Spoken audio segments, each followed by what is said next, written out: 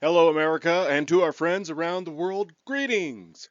On the heels of the recent attempt to bribe and blackmail Kari Lake out of the Arizona Senate race, Kirsten Sinema has dropped out. One cannot help but speculate the motivation of the one term former Democrat senator as to perhaps succumbing to being paid off not to run this year. Recall that yes, it was the state's former GOP chair who attempted to pay off Ms. Lake, but he clearly stated he represented interests back east. Many have alluded, several have demonstrated, that there exists a uniparty mentality among those in positions of power. I suggest that it would be wrong to blindly accept that Ms. Sinema wasn't willing to run for her contested seat as is. She's positioned herself as a so-called independent for just over a year. The timing coming so soon after the reveal from Kari Lake and from the same Senate race elevates this act being more than what is being said. The most telling piece of evidence on page 6 that the seat remained with Democrats, and on page 7 a statement nipping in the bud any talk of running for any other office for the time being. Ms. Lake was offered similar bow out now, receive compensation for playing along, come back later. Arizona politics is apparently cutthroat. 5 March 2024, Kirsten Sinema announces she won't run for Senate seat after leaving Democrat Party.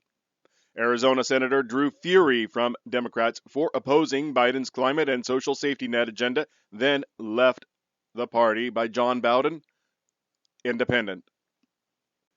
Kirsten Sinema's short but lively time in the U.S. Senate is coming to an end.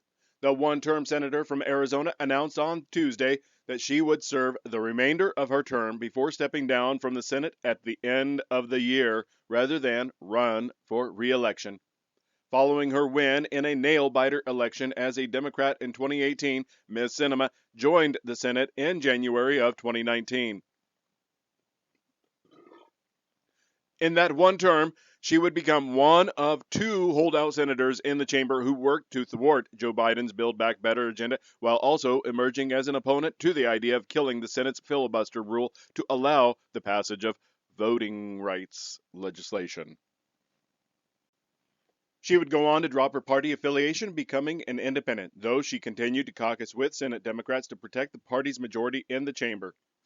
Her decision to stand down from a re-election fight comes as she was facing what could have been the political battle of her career.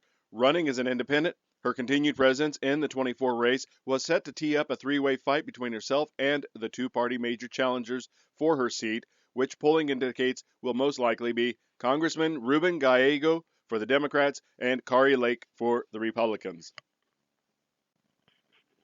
Ms. Sinema's departure from the expected fight will undoubtedly boost the chances of Mr. Gallego or another Democrat in November. The primary elections for the seat will be held in July. I'm going to skip the rest because it's all hit piece on Lake, and I'm more interested in getting to the news of Sinema and her motivations. Mr. Gallego and Ms. Lake both thanked the senator for her service in separate statements on Tuesday, a sign that both are seeking to polish their images among independents ahead of November's general election.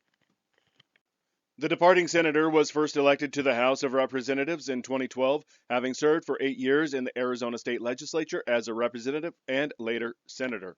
Shedding her ties to the party's progressive wing, which has included a stint with the Arizona Green Party, Ms. Sinema would go on to develop a reputation as a conservative Democrat once elected to Congress, joining the Blue Dog Democrats caucus and the bipartisan problem solvers as well. This didn't prevent her from embracing some Democrat Party priorities, including the DREAM Act, however. In the Senate, she doubled down on the rightward shift and came out as a holdout against her party's effort to carve out an exception to the filibuster to allow the passage of voting rights legislation, which Democrats argue is needed to combat efforts in mostly conservative states to restrict mail-in voting and implement other restrictions for in-person voting. That opposition earned her the ire of major Democrat donors in her state, as well as condemnations from groups like Emily's List, which under the leadership of her now Senate colleague LaFonza Butler pledged to abandon her re-election bid.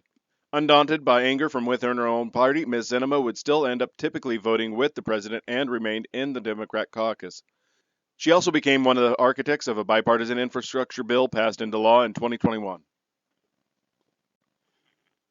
Her broken ties with both progressive Democrats as well as groups linked more closely to the party's establishment were not followed by a groundswell of support from moderate Democrats or independents.